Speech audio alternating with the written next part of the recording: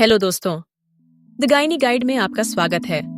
मैं हूं डॉक्टर नेहा सिंघानिया, एक स्त्री रोग विशेषज्ञ। आज हम बात करेंगे एक ऐसी बीमारी के बारे में जो भले ही दुर्लभ है, लेकिन अगर प्रेगनेंसी में हो जाए तो चिंता बढ़ा सकती है। गर्भावस्था में गुइलेन-बेरे सिंड्रोम (GBS). अगर आप प्रेग्नेंट हैं या प्लान कर रही हैं, तो इस बारे में जानना आपके लिए बहुत जरूरी है। चलिए शुरू करते हैं। GBS एक ऐसी बीमारी है जिसमें हमारा शरीर खुद की नसों पर हमला कर देता है। इससे मांसपेशियों में कमजोरी आ जाती है और कभी-कभी शरीर का कोई हिस्सा काम करना भी बंद कर सकता है। लेकिन घबराइए मत, सही समय पर इलाज से ज्यादातर लोग पूरी तरह ठीक हो जाते हैं। यह इतना सामान्य नहीं है, लेकिन जब यह होता है तो तुरंत निदान और देखभाल की जरूरत होती है, खासकर गर्भावस्था के समय। GBS की शुरुआत आमतौर पर हाथ पैर में झुनझुनी से होती है। धीरे धीरे मांसपेशियां कमजोर होने लगती हैं, पहले पैरों से और फिर ऊपर की तरफ। कुछ महिलाओं को गंभीर मामलों में चारों अंगों में कमजोरी या सांस लेने में दिक्कत हो सकती है। अगर ऐसे लक्षण दिखें तो तुरंत डॉक्टर से मिलिए।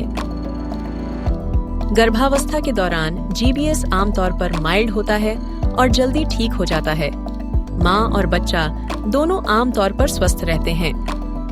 GBS का जोखिम तीसरी तिमाही और प्रसव के बाद के पहले 2 हफ्तों में बढ़ जाता है। यह बीमारी आमतौर पर 12 सप्ताह से कम समय तक रहती है।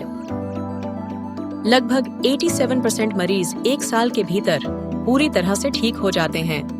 GBS अक्सर किसी इन्फेक्शन के बाद होता है, जैसे फ्लू, फूड पॉइजनिंग या कोविड-19।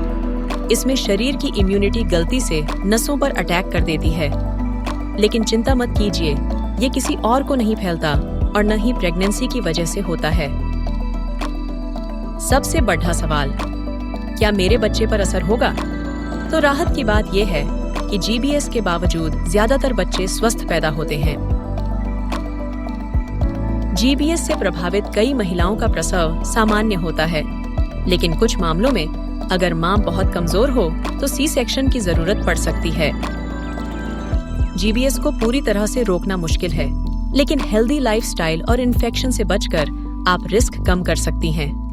अगर आप गर्भवती हैं और आपको कोई चिंता है, तो हमेशा अपने डॉक्टर से बात करें। अगर आपके पास कोई और सवाल या संदेह है, तो नीचे लिखें। मुझे आपसे सुनने में खुशी होगी। महिलाओं के स्वास्थ्य पर नियमित जानकारी के लिए मेरे चैनल से जुड़ें।